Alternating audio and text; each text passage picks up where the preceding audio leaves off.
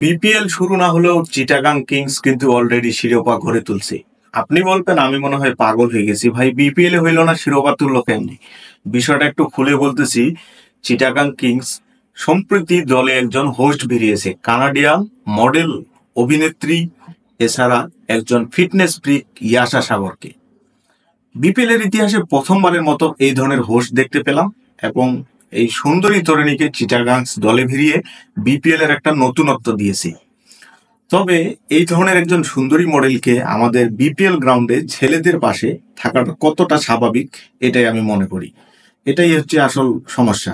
ক্রিকেটীয় দিক থেকে চিন্তা করলে বা আমাদের ভৌগোলিক দিক থেকে চিন্তা করলে বাংলাদেশের মানুষেরা ওয়েস্টার্ন মানুষ দেখলে এমনিতে হা করে চায় থাকে, তার মধ্যে এরকম একজন সুন্দর তরুণী।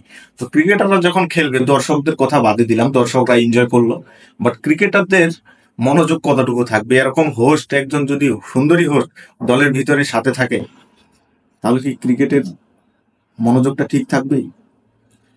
কানাডিয়ান যে মডেল আসছেন, ওনার ব্যাকগ্রাউন্ড সম্পর্কে একটু বলি যে উনি এই ধরনের হোস্টের কাজগুলো কানাডার বিভিন্ন লিগে এর আগেও করেছেন, এবং উনি প্রফেশনাল একজন মডেল। এবং উনি কানাডিয়ান হলেও ওনার জন্ম কিন্তু ভারতের পাঞ্জাবে।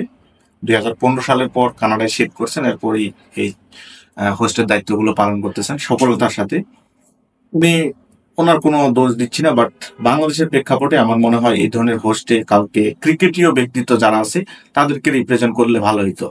একজন মেয়েকে এইভাবে আনাটা আমার কাছে ঠিক মনে হয়নি বাংলাদেশের অবস্থাতে। এবং ওনার যে পোশাক আশাকের ধরনগুলো দেখলাম, কারণ বাংলাদেশের প্রেক্ষাপটে ক্রিকেট টিমের সাথে এই ধরনের একজন সুন্দর তরুণী থাকলে খেলাটা চট্টগ্রাম কিংসের খুব একটা ভালো হবে না। চট্টগ্রামের প্লেয়ারদের জন্য শুভকামনা রইল।